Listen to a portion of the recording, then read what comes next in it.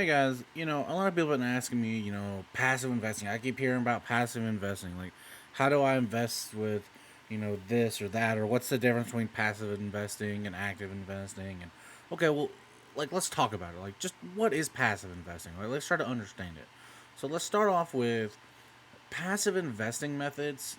They're gonna seek to avoid all those fees, the limited performance that may occur, with a very active trading. Passive investing's goal is to build wealth gradually, slowly over time.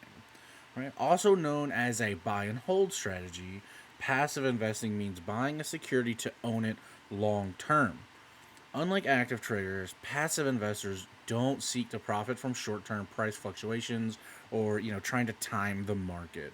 The underlying assumption of passive investment strategy is that the market posts positive returns over time. So you look at it. If you look at it in metrics of 6 months, it might look bad, but if you look at it in a metric of 6 years, it goes up. 60 years, it's definitely gone up. Okay.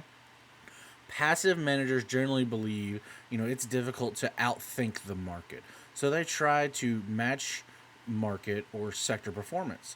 Passive investing attempts to replicate market performance by constructing well diversified portfolios of single stocks, which, if done individually, would require extensive research. The introduction of index funds, back in the 1970s, made achieving returns in line with the market a lot easier. And then in the 1990s, ETFs, or exchange traded funds, that track major indexes such as S&P 500 ETF, right?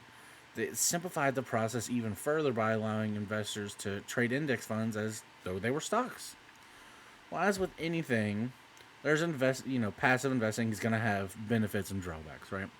So maintaining a well diversified portfolio, it's important to successful investing, and passive investing via indexing is an excellent way to achieve diversification. Now, index funds spread risk broadly in holding all or a representative sample of the securities in their target benchmarks. Index funds track a target benchmark or index rather than trying to pick out the winners. So this way they avoid constantly buying and selling securities.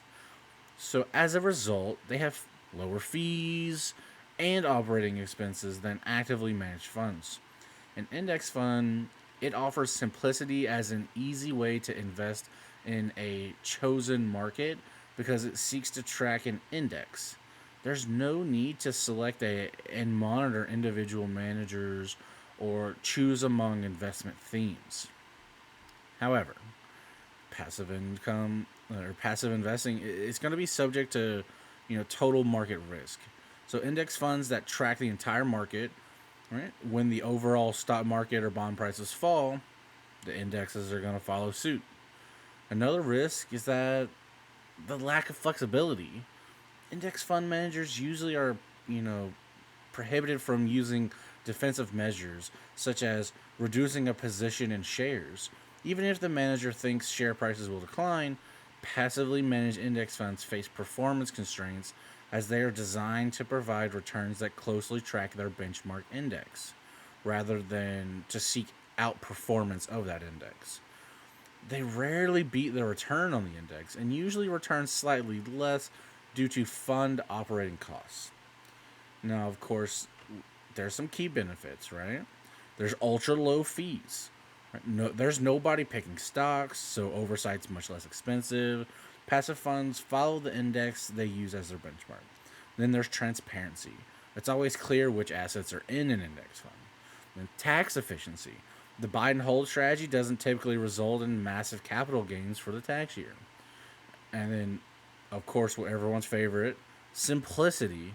Owning an index or a group of indexes is far easier to implement and comprehend than a dynamic strategy that requires constant research and adjustment. Now, some people who they're proponents of active investing, they would say that passive strategies have a couple weaknesses. Well, they would say it's too limited.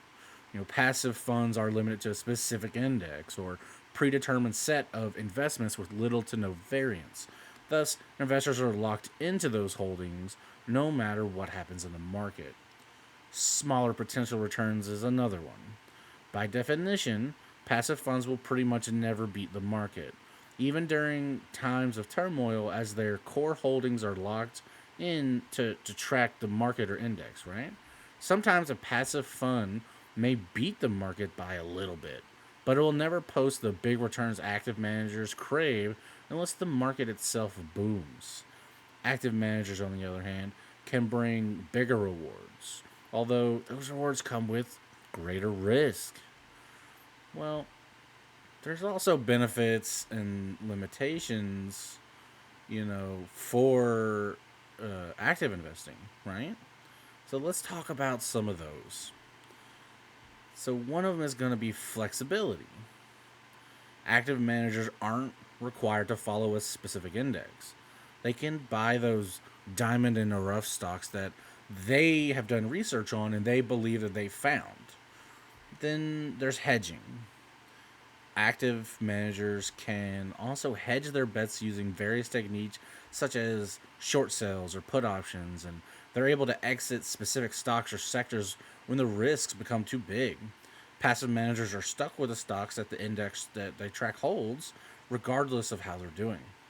And then there's tax management. Even though this strategy could trigger a capital gains tax, advisors can tailor tax management strategies to individual investors, such as by selling investments that are losing money to offset the taxes of the big winners. But active strategies also have shortcomings. They're very expensive, right?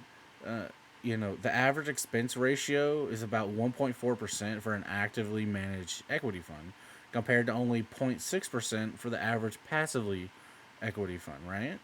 Fees are higher because all that active buying and selling is going to trigger a transaction cost. Not to mention that you're paying the salary of the analyst team researching those picks.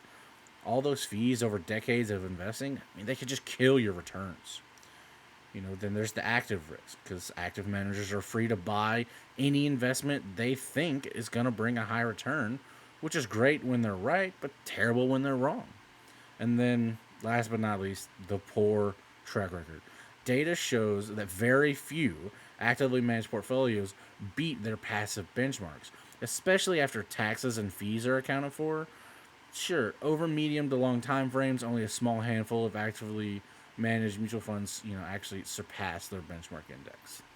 So, what's the lesson learned here? What do we take away from all this? Well, passive investing broadly is going to refer to a buy and hold portfolio strategy for long term, right? Think over 10 years, right? Buy and hold long term with minimal trading in the market. Index investing is perhaps the most common form of passive investing, whereby investors seek to replicate and hold a broad market index or multiple indexes. Passive investment is cheaper, less complex, and often produces superior after tax results over a medium to long time horizon than actively managed portfolios. Hopefully, I helped you guys understand a little bit more about what's going on with active versus passive investing and stuff like that. If you enjoyed the video, I'd appreciate if you smash that like button. If you're not subscribed to the channel, you can go ahead and do that by clicking that button down below. Until I see you guys in the next video, y'all be safe.